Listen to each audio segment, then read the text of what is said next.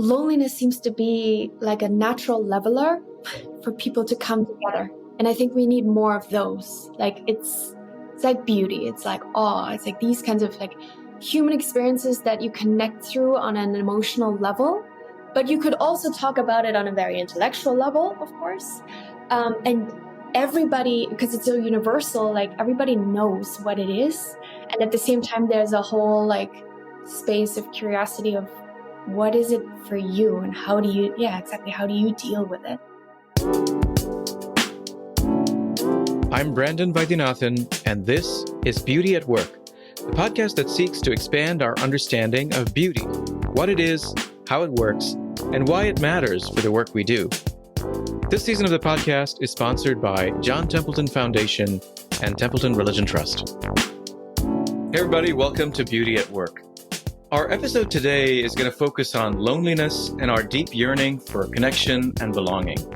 My two guests today are probably the best people to speak to this issue. Monika Jiang is a community builder who explores modern loneliness as a personal, collective, and political challenge. With her initiative Sharing Our Loneliness, she aims to raise awareness and cultivate third places for dialogue, connection, and community. Monika is a second-generation Chinese immigrant based in Berlin, Germany, and worked in corporate environments, agencies, and youth entrepreneurship programs. For the past 5 years, Monika was head of curation and community at the House of Beautiful Business, contributing to the growth of this network for a life-centered economy of now 30,000 members worldwide.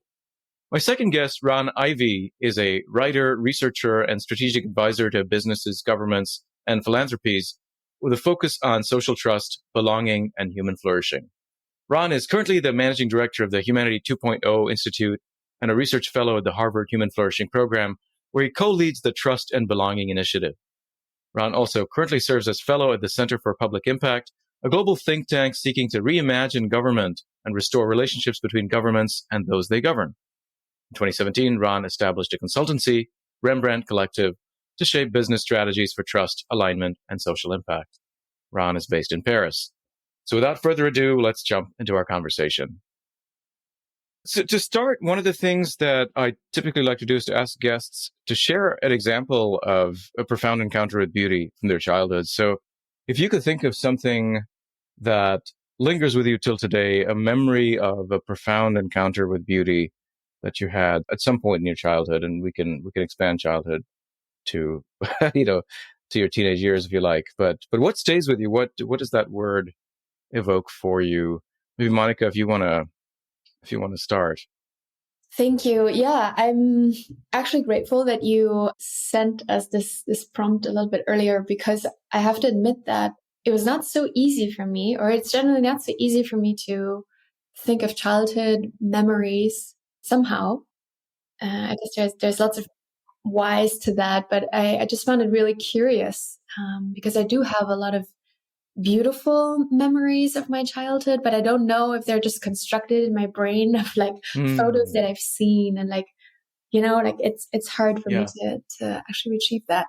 However, what did come to mind of profound beauty, and for me, beauty is always something, I don't know, that is like expansive and that makes me feel connected in a way. It was like the many moments that my sister and I, who's 2 years younger, and I played. We played in our room. We shared a room for quite a long time. Actually, we slept in one bed, like a bunk bed. I was always on top and she was on the bottom. And we created our worlds together. And that is something that has stayed with me and probably will stay with me. These like very intimate ways of connecting with each other despite our differences. She was always very much more technically like engineering minded, and I was the opposite. I was a very girly girl, so we kind of tried to bring those worlds together and created something for us where everything was kind of possible and joyful, and that's something that's stayed with me. Yeah. What did that look like? What was that world like? Well, I brought my Barbies and she brought her, her Lego constructions of like, crane or something, like a huge fairy wheel. Like she built things, and I was just always like, hey, can we create a story about like this little figure and like that little thing? And then we kind of played together. That's what we did. I always wanted to create like radio shows, so I invited her on my radio shows. We had like cassettes, and like we recorded those on it, and she was always like half into it. Yeah, that, and just like these kinds of things. Yeah. Fantastic. Great. It's amazing that stays with you till today, right? As a source of joy, perhaps. Ron, how about you? What comes to your mind? Yeah, similar to Monica, I was glad you said something ahead of time because it gave me a chance to reflect a little bit. But I'd say my kind of earliest memories of beauty, of something just that took my breath away. I grew up in Oklahoma, in the kind of the plains states, and we would go to Colorado every summer with the extended family. Actually, both sides of my family would go to the same location. And there was something about kind of driving into the mountains and encountering the mountains. And when you're used to being in a flat, country in an environment that's very flat and you can see forever, it was just so awe-inspiring. I didn't know what sublime meant, but I think now I would, be able to categorize that as like just this sense that something's so big and so massive that you can't, wrap your hands around it. And there was also an element of, part of the activity that we were doing as a family was fly fishing, and just getting to see my father out in the river, my grandparents, my great grandfather. Actually, I was able to see him and experience him doing that, and kind of him passing on some of those techniques and skills. And the river, the beauty of the rainbow trout in particular, when you pull them out of the river, they're absolutely gorgeous. But I guess the most beautiful thing I saw in those experiences were actually not the mountains or the fish. It was actually these hummingbirds. They're always flying around in that particular part of Colorado, and there was something almost mystical about those birds, the way that how fast they flew and the colors.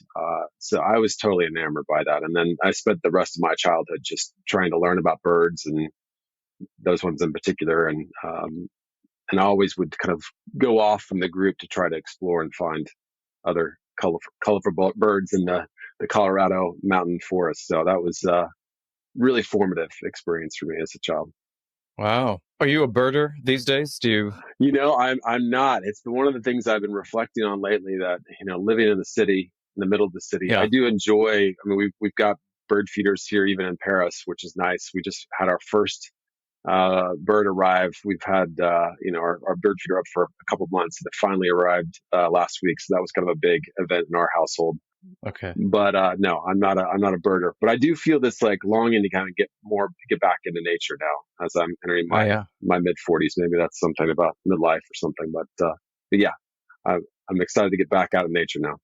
Awesome. Well, listen, I want to ask you both if you could, those are really beautiful stories. If you could maybe trace a little bit more of your backgrounds and how they've shaped the ways in which you're pursuing this problem of loneliness. Monika, with the initiative you have on sharing our loneliness, and then Ron, if you could say a bit more about the work on belonging that you're doing these days, and then how did your journeys lead you to this? Monika, maybe if you could start again. Yeah, happy to. I guess loneliness in the sense of feeling different and almost like alien has been with me all my life. And if I think about my childhood in particular, so my parents immigrated from China to Germany, which at that time was quite, I would say, unusual-ish. And the reason is that I had a German great-grandmother. And so that was possible after the Cultural Revolution, that they both, my parents and my grandmother and so forth, they experienced, and then they came. So I was brought up in this very small, conservative German town close to the border to Switzerland and France, as one of the very, very few visibly foreign people. Even though I don't have memories of like feeling isolated, really. I always had like friends. I always could connect with people, and like children don't, they don't really mind that. But of course, you grow up with the sense of like, oh, something about me is different, and like I wish I was like them, or I wish I would look like them. Why are we eating weird food like this? And like, why Yeah. can't we just have normal food? So anyway, like I guess I'm very familiar with this notion of feeling lonely in that experience, and then feeling lonely also to the extent of like being different in my family, like being always a little bit too feely, too artsy, like wanting to just do something like, just let me just do art. And I just want to stand on, some kind of theater stage. Like I would have totally been a theater kid if there would have been a theater program in my school, which it wasn't. So, and my parents being like, become an engineer or a doctor, or like that kind of thing. Anyway, so I carry that with me, and have carried that with me in a way all my life. And then later, professionally, right? And in my last 5 years, I was part of the House of Beautiful Business, where I really grew, I guess, into this role of being the person that holds and cultivates community and brings people together in spaces that are intimate and deep, yet very expansive, and where people can almost reveal like their more truer selves. And that gave me this gift, I really for getting in touch with people in a way that I noticed, there's a lot of people who are feeling alone, and they feel less alone in that space, right? They feel less alone because they feel actually seen, they feel really heard. So what is this loneliness really, if it's not only the social component, but almost like to an existential level? So anyway, when I left last year, I started to look into this, and I just got really fascinated. I'm in awe in a way of this very unique yet shared experience of loneliness that I believe has the power to connect us in ways that maybe seem unexpected. Wow, no, that's fantastic. I mean, I can relate to the experience of growing up, sort of as a foreigner, and because I grew up in the Middle East, and sort of a lot of moments in my childhood of feeling precisely the kinds of things that you talked about. Is like, why are my parents eating this weird food? And even though we were growing up in a very very diverse setting with everybody, was different, and but yet there's still, I think as a kid, want to fit in, right? And if you feel like you're sticking out in some way, it's an odd experience. And yeah, to go from there then to desiring to bring people together. Was there anything that sparked, like, how did you recognize this is something you wanted to do, is to be able to bring people together and help them feel seen? Was there anything that, activated, I suppose, that particular desire? Was that something that you see as a thread even in your childhood, or? Good question. Yeah, I guess it probably comes from this desire, right? Of what you said about fitting in versus actually creating a sense of belonging, actually creating a sense of connection. And connection for me is always like to yourself, but also to others, to something greater. I guess it came very intuitively. I didn't see myself like that. I don't know. Yeah, I think this whole journey was quite serendipitous and intuitive, and now it seems like so clear to me, and I'm like, yeah, that's what I always wanted to do. I always wanted to have a big table where everyone can sit, and you don't have to like have a reservation or whatever. Like you can just come, and like create experiences where people are invited, where they feel welcome. It's kind of that warm feeling, and to create that, I think, is something that that comes natural to me. And if I think about my 20s and everything, like when I was like starting to, I guess, more consciously developing my sense of self, I always love to bring people together and invite and like be a host in a way, without, putting myself in the center, but just creating the conditions for being like, you should be talking to that person, or like, let's do something, that connects us. Amazing. Yeah, no, I've always been in awe of people who can make those who feel excluded feel that they belong, right? And I think I've been on the receiving end of both that sense of, feeling like, wow, this is in the company of these people, I really feel, even though this is a crowd, I really feel isolated. Like I don't connect with anybody. And there's something about the way in which certain environments are structured where I've really felt that. And then the very opposite, which is the kind of, yes, especially the kinds of environments you've helped curate, Monica, at the House of Beautiful Business. Those are some of the places where I've really felt, wow, I don't know what the secret sauce is or what the magic is, but these people know how to help people like connect and feel seen. And so there's really something extraordinary about our capacity to do that. Ron, could you trace your own journey into this sort of problem of loneliness? But I'm especially interested in the work you're doing on belonging and trust. Yeah. So I had a different experience, I think, growing up. I mean, I connect in one way that I grew up in a culture that was very blue collar. Most of my family was, from blue collar livelihoods, which is, a great way to grow up. And I appreciate all that. But the intellectual interests, the artistic interests, if you weren't really following OU and OSU football, intensely, you're kind of an odd duck in that way. So in some ways, I felt a little bit alienated from my local culture, and I've always felt that way. But in other ways, I feel like in high school, college, even in colleges in Oklahoma as well, I was able to find really rich community, and it was very formative for me, and really helped me develop my sense of self and sense of values, and spirituality too. Was always in the context of community for me, and especially also too right after college, I did a year-long internship where the whole focus was on relationships and on community and how relationship and community figure into our leadership capabilities, which I thought was a unique experience, and it was done in community with 7 other students, 4 men and 3 other men, and then 4 women. And we were meeting with executives and political leaders and talking about their personal lives and kind of getting to see the inside of their relational experience, sometimes very sad and lonely at the very top. So I think that's where I started to see and be interested in this idea of relationality, connectedness, belonging. I then went into politics, worked in the United States Senate, and worked after that as an advisor to various leaders from the top of the federal government.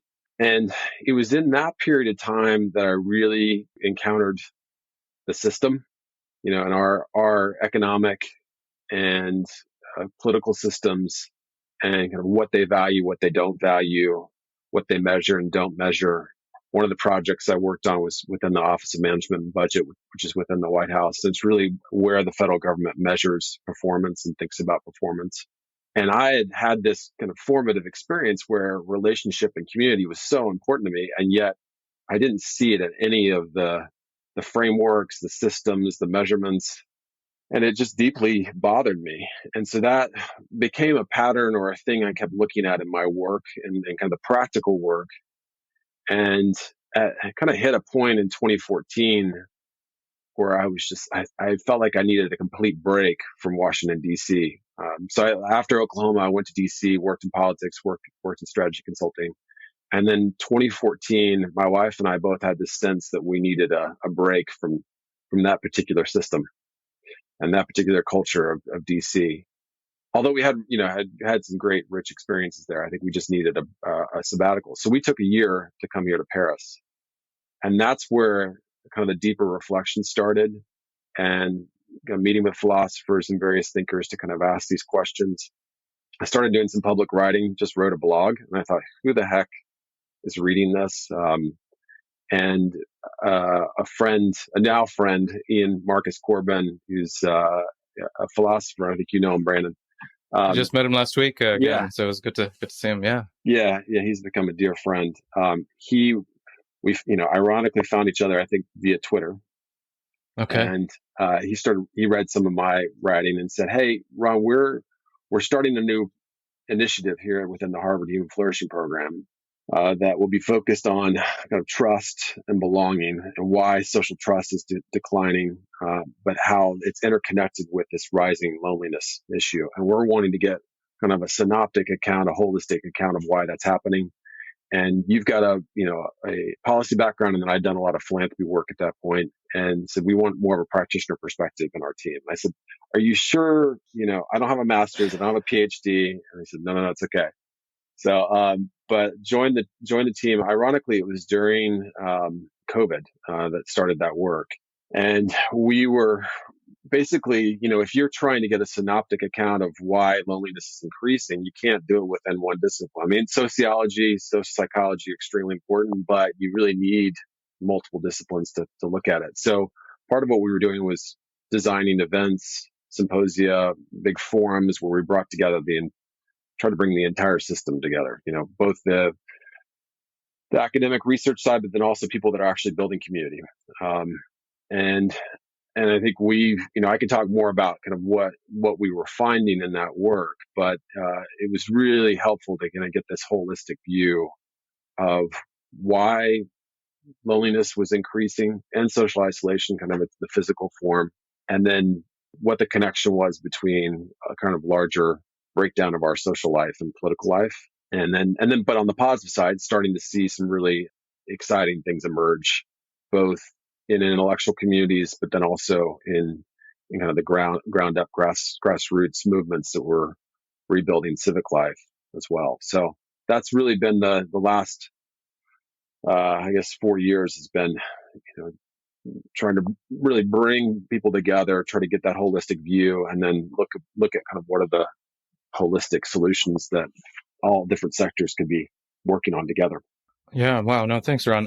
Could you say a little bit more, going back to that systems piece, about what it was that you're saying that the system was not really sort of set up to measure or recognize some of these important factors? And then perhaps could you go into some of the work that you're trying to do now to address those systemic issues? So how are our systems neglecting these issues that are related to loneliness? Yeah, I think for the most part, like if you think about big systems like the federal government, the primary kind of metrics for success are things like, productivity, GDP, national security, maybe individual things like economic mobility for an individual, decreasing inequality, which is really important, and plays into some of this other questions. But in terms of like looking at relationality, relationships, connectedness, belonging, social connection, towards reverse loneliness and social isolation, in the 2000s up until 2017, 2018, no one was really even thinking about those things as things that we should even be tracking. They were just not even on the radar screen. And there were some people on the fringes that were recommending that, but they were definitely fringe. It plays out in other things in terms of like, really, I think that the fundamental thrust of it was valuing usefulness, utility, growth, all important things, but they didn't necessarily value community. I don't know if that answers your question, but that was kind of the seeing the system. That's what I was starting to see. I didn't quite have language around it that I do now. Yeah.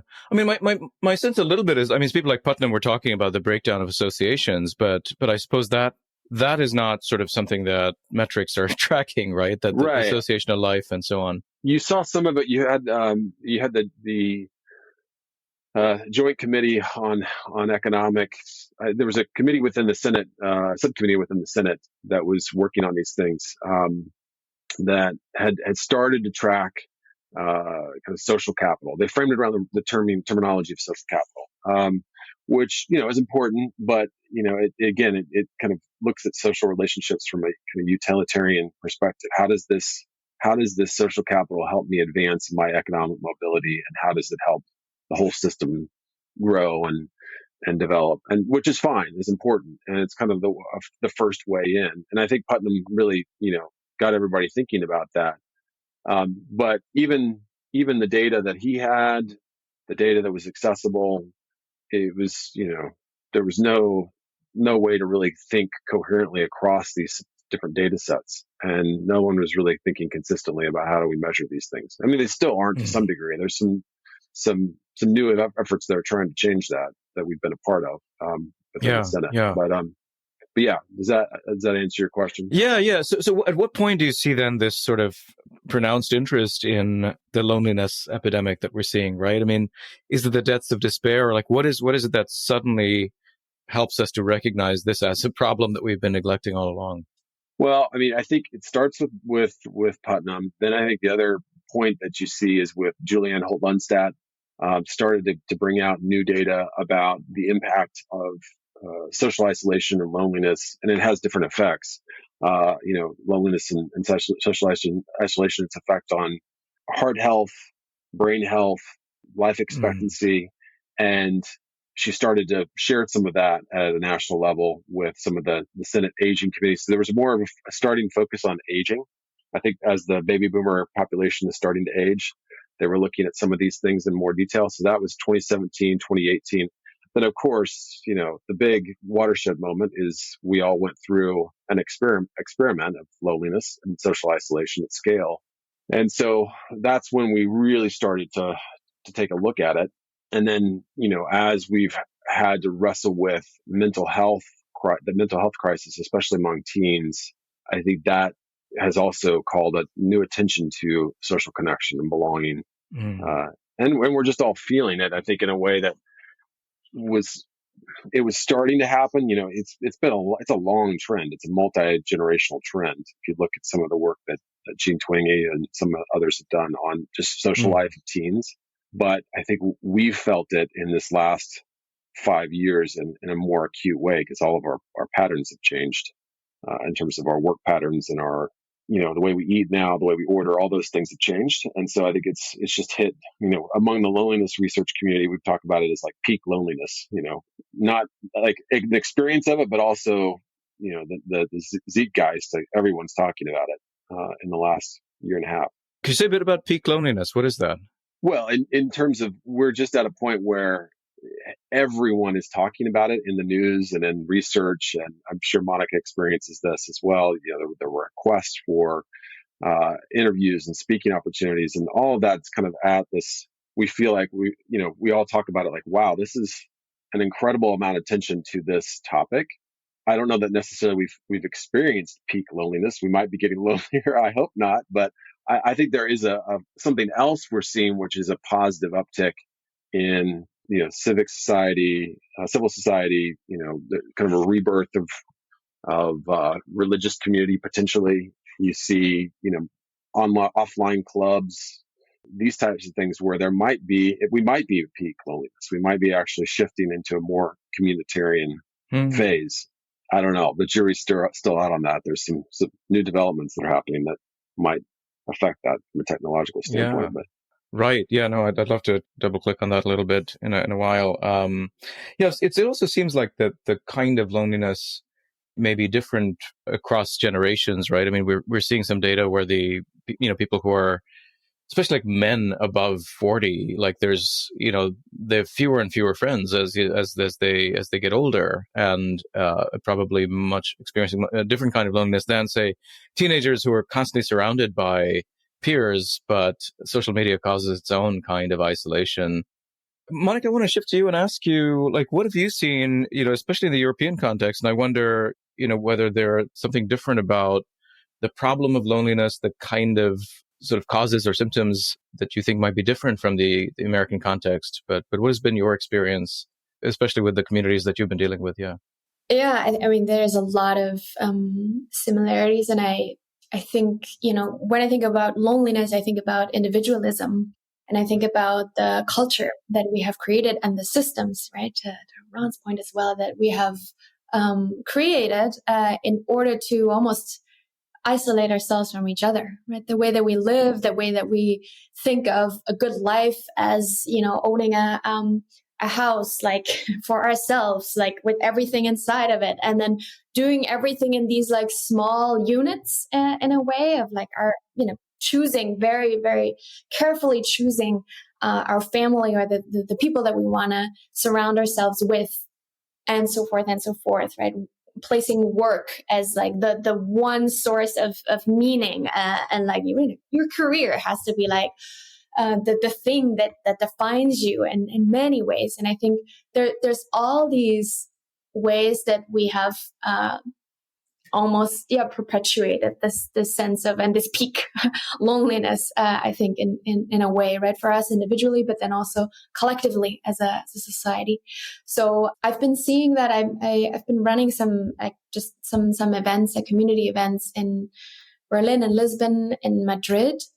And for example, and just like very small scale, but like Madrid, like Spain, for example, it's much more collectivistic culture. Like everything is social, especially in Madrid. It's like everything is social. Everything is done in groups. Like you're never alone. And that was my experience. It was like, I need some alone time now. Where is that loneliness that I came here for? So you can't feel obviously alone and lonely in that, right? This sense of what people told me about everybody's always in your life, right? Like I wish I had some sense of loneliness to see like, what is it that I'm longing for? What is it that I'm maybe lacking, right? Is it something else? But that's hard, right? To be always surrounded by people. So there's a different kind of loneliness, even if it's not as of an individualistic culture. Versus in Berlin, that's like, I would say, a hyper individualistic place where everybody's way too cool to be like, you have not heard of that, party or like that place and like this new thing that opened like in the, I don't know, whatever floor of a building that was abandoned for 20 years, like these kinds of things, and everybody is so sophisticated and cool and special and underground that it's a very inclusive and diverse place, but you have to, cross so many lines to like, or so many ways to like actually get there, or you have to know these kinds of people. So is it actually so inclusive? I don't know. Like, is it that accessible? I don't know. So I guess, in that, I think loneliness plays out differently for probably everyone, like subjectively, but at the same time, there's a lot of similarities, I would say. And what I know about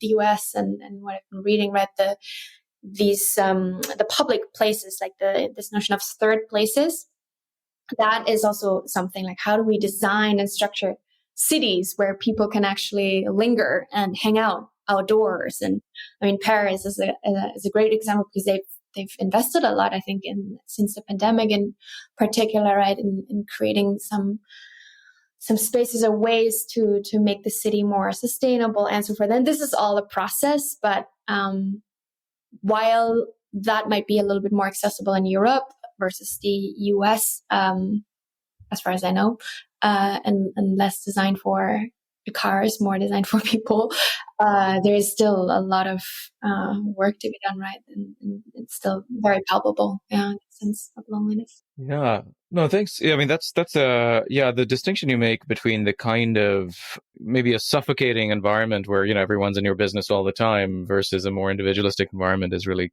I think, key. And I wonder whether, the thing that we might crave or long for in those moments of suffocation is perhaps something like solitude, right? Which is maybe a healthier type of loneliness. I wonder if you might be able to talk about that distinction between solitude and loneliness. And, is loneliness, is it, because it has a negative valence, at least the way we talk about it. But you're also pointing to the importance of, we need sometimes, whether it's downtime or reflective spaces or moments or that ability to be able to get in touch with what really matters to us, right? That seems very different from the kind of isolation that we typically associate with loneliness. So I wonder if that's something you could talk about, Monika, and whether you, in your work, you try to help people to get in touch with that more positive aspect of solitude.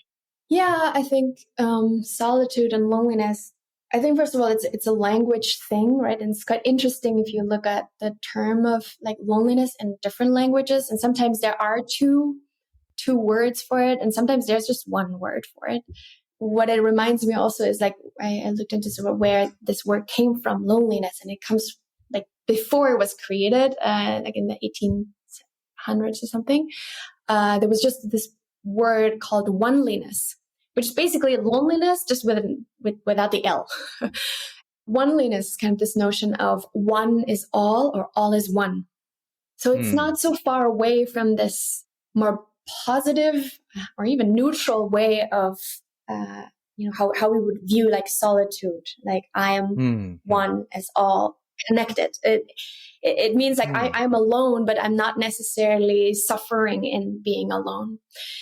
So I think it's just interesting what kind of words and language we have created, right, around this more positive sense of like solitude is totally fine. And then you see all of these like TikToks and Instagram reels that like, I'm totally fine to be with myself and like self-care and like all of that. That's positive. But then nobody talks about loneliness, and that has also a lot of baggage, a lot of shame, and nobody wants to talk about that. So I view it more as a spectrum in a way. I think there is beauty in loneliness. I think there is also a lot of suffering in loneliness, and that doesn't mean it's something inherently negative. All right, it's such a human experience, except of course if you experience chronic loneliness for a prolonged time. But I think in becoming more comfortable with this discomfort of being with yourself, which is being alone, physically alone, or being surrounded by people that you do not just like connect with, and being okay, almost like accepting with those difficult emotions that can come up inside of you, right? And you're like, that's weird, that's awkward, like I don't want to be here, right? And rather not like trying to withdraw from that or escape from that or like numb it with all the ways that we have here, like to scroll on social media, to, I don't know, to drink, right? To go into, I mean, there's so many compensation mechanisms, right? Gabor Mate talks a lot about this. It's like the ways that we have become unable to be with that level of discomfort that is actually very, very small. So I think in becoming more comfortable with all of that in ourself in a way is also very much a way to help us cope or navigate loneliness. Yeah. Oh, there are a lot of threads there I'd like to pull on, but a couple of things I want to ask if you could say a bit more about the beauty of loneliness and what that means. And does that have to do with something like wholeness or connection, like in the sense of being with yourself and yet feeling connected? Is that what you mean? And say more about embracing discomfort, because that seems to be something that you focus on in your work as well as teaching us how to embrace discomfort. So could you talk about those two, the beauty of loneliness, what that looks like, and what it means practically to try to embrace discomfort? I think I see the beauty in loneliness as something that, so when we're really experiencing loneliness, I think that always tells us something about what we're deeply longing for. And that might be, right, people that I connect with more intimately, that maybe the amount of people that I want to connect with, that might be the way that I want to connect with the city, the country, whatever, the region that I live in. So there's probably multiple levels to that. But I think it's there's something beautiful about this inquiry that goes a little bit deeper into what is true for you and how you want to be in relationship with yourself and others and everything around you. So I think those moments of loneliness can help cultivate this very precious space that is not easy to be with, but I think it can offer insight, and it can offer a way that shifts your perspective again of yourself and the things that are really meaningful and important to you. And I think everything that is, important to life is in some way or form relational. So to embracing the discomfort, that part, I think we've become a little bit too obsessed with the idea of comfort and convenience and sameness. And that's also like on a larger topic, right? This thing around belonging, like belonging is not sameness. It's not about us being always comfortable with everything that is like us.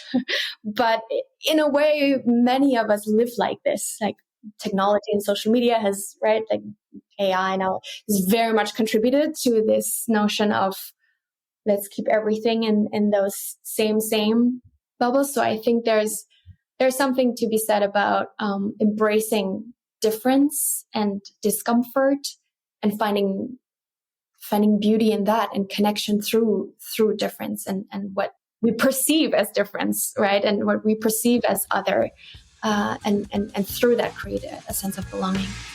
Hey everyone, that's a great stopping point for the first half of our conversation.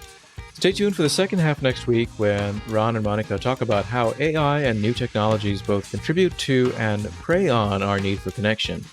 They also offer some practical tips on how to combat loneliness in our own lives. So make sure you don't miss it. Subscribe to our podcast if you haven't already, and please leave us a review. We'd love to hear what you think about the show.